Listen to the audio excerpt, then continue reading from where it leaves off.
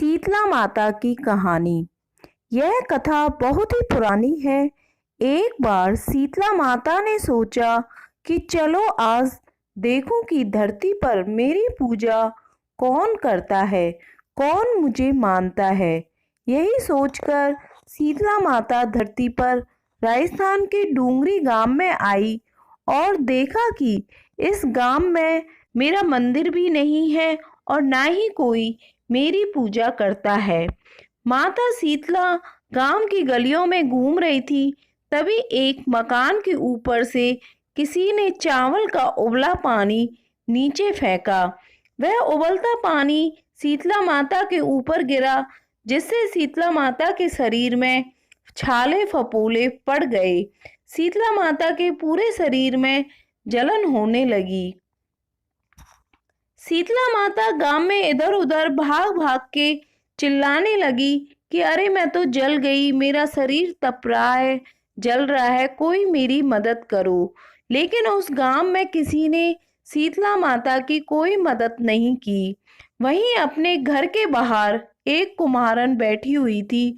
उस कुम्हारन ने सोचा कि अरे यह बूढ़ी माई तो बहुत जल गई है, इसके पूरे शरीर में तपन है, इसके पूरे शरीर में फफोले पड़ गए हैं, यह इतने दर्द सहन नहीं कर पा रही।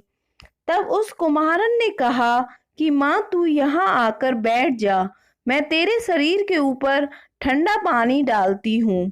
कुम्हारन ने उस बूढ़ी माई के ऊपर खूब ठंडा पानी डाला और बोली, माँ मेरे घर में रात की बनी हुई रावड़ी रखी हुई है, थोड़ा दही भी है, तू दही रावड़ी खा ले। जब बूढ़ी माई ने ठंडी ज्वार के आटे की रावड़ी और दही खाया तो उसके शरीर को ठंडक मिली। तब उस कुम्हारन ने कहा, आ माँ बैठ, तेरे सिर के बाल बिखरे हुए हैं, ला मैं तेरी चोटी गूंथ देती हूँ।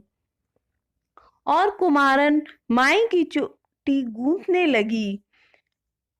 अचानक कुम्हारन की नजर उस बूढ़ी माई के सिर के पीछे पड़ी तो कुम्हारन ने देखा कि एक आंख बालों के अंदर छुपी हुई है। यह देखकर वह कुम्हारन डर के मारे घबराकर भागने लगी। तभी उस बूढ़ी माई ने कहा, रुक जा बेटी, तू डरे मत, मैं कोई भूत प्रेत नहीं हूँ, मैं शीतला देवी हूँ। मैं तो इस धरती पर यह देखने आई हूँ कि मुझे कौन मानता है, कौन मेरी पूजा करता है। इतना कहकर माता चार भुजा वाले हीरे जवाहरात के आभूषण पहने, सिर पर स्वर्ण मुकुट धारण किए हुए अपने असली रूप में प्रकट हो गई। माता के दर्शन कर कुम्हारन सोचने लगी कि अब मैं गरीब इस माता को कहाँ बिठाऊं। तब माता बोली, बेटी तू किस सोच में पड़ गई।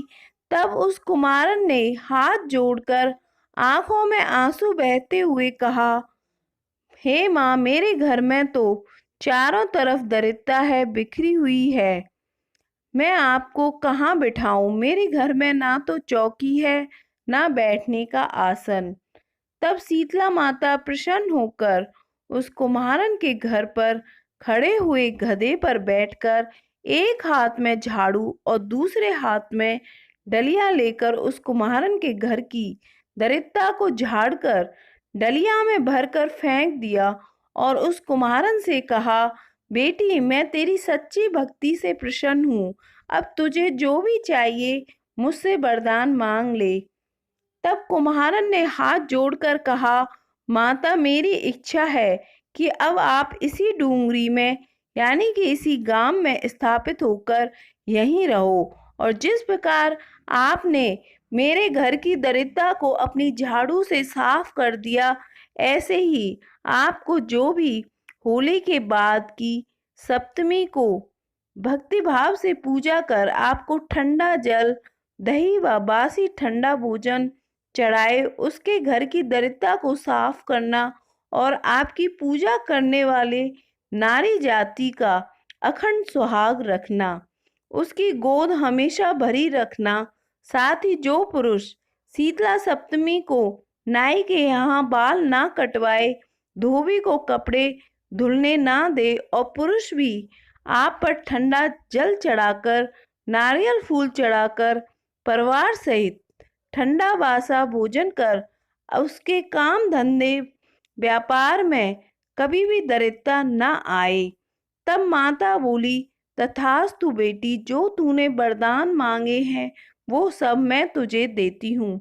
हे बेटी, तुझे आशीर्वाद देती हूँ कि मेरी पूजा का मुख्य अधिकार इस धरती पर सिर्फ कुम्हार जाति का ही होगा।